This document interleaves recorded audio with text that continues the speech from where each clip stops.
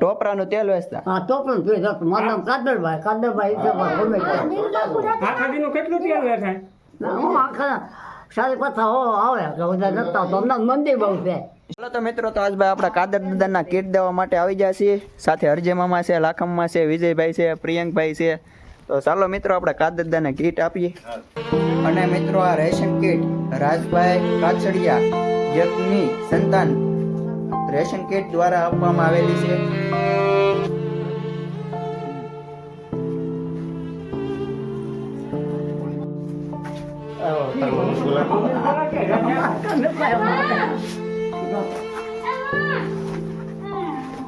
On દેવાય એમ ના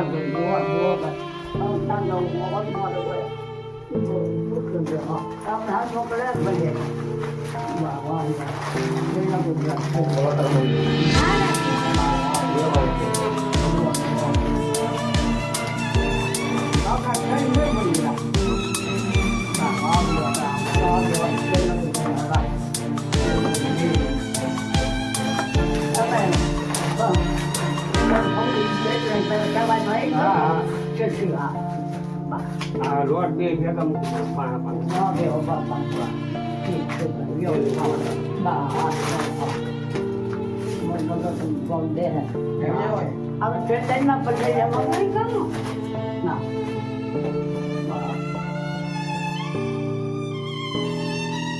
મિત્રો, અત્યારે આ દાદાની પરિસ્થિતિ ખૂબ ખરાબ છે. સાથે સાથે માડીની પરિસ્થિતિ પણ ખૂબ ખરાબ છે. આ બેન છે તેની સગાઈ કરી હતી પણ કોઈક કારણોસર તૂટી ગઈ છે. છતાં બેની દાડીએ મજૂરી, કાળી મજૂરી કરી ને દાદાનું અને માડીનું ઘર ગુજરાન ચલાવે છે.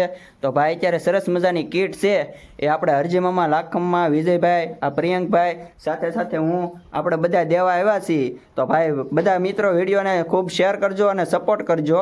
કેમ સુરતથી ઓલા ભાઈનું કોનું નામ મામા? શું નામ છે આ કીટ દીધેલું? નામ રાજભાઈ કાછડિયા સુરત તરફથી છે. આ પણ છે કીટ. તો રાજભાઈ તરફથી છે. રાજભાઈ કાપડિયા તરફથી અર્પણ કરેલી છે. હા. ને ભાઈ કીટમાં સરસ મજાની વસ્તુ છે. બધી તમામ કરિયાણું આવી જાય. સાથે સાથે ભાઈ તેલ છે, ખાંડ છે, ઘઉં છે, ચોખા છે, બાજરો, તમામ વસ્તુ મિત્રો આવી જાય છે.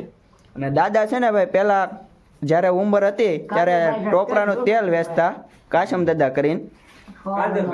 હા. અને ભાઈ ટોપરાનું તેલ વેચતા ખૂબ જ મહેનત કરી અને ઘર ગુજરાન ચલાવતા. તો તમે અત્યારે જોઈ રહ્યા છો મિત્રો દાદાનું ઘર, કંઈક પરિસ્થિતિ આવી છે બધી. આ કીટ પણ એક ફેરો આપણે આપી ગયા છીએ. તો દાદા તમે પહેલા શું કામ કરતા? પહેલા શું કામ કરતા? પેલા હું પેલા દાદીએ જતો હતો. દાદી થાય છે તે પોકન તે જોતું ડૂલું કટાવી છે.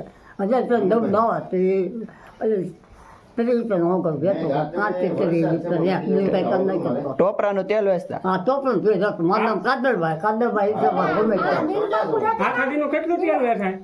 હું આખા 5.5 આવે કે વધારે નતા તો અમને મંદિર બહુ છે. 50 રૂપિયાનું. બસ 5.5 આવે કે વધારે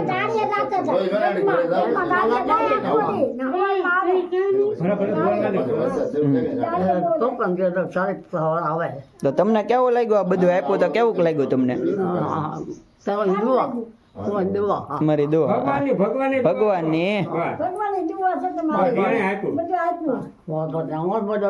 દે આવશે ધીમે ધીમે આવ્યા કરશે. રમજાન આવે ને તેવું માંગવા દો. પછી અમદાવાદ થી આવે આ ઈનાય છે નાથી અમારે સુરત થી કીટ આવી છે. રાજભાઈ ડોંગરિયા કરી ને આ દાદા છે ટોપરાનું તેલ વેચતા. આ બેન છે બધું પૂરું પડતા. અત્યારે કીટ આવી છે, દાદા દેવા આવ્યા છે. જરૂર છે એટલે થોડીક જરૂર પૂરી પાડી છે.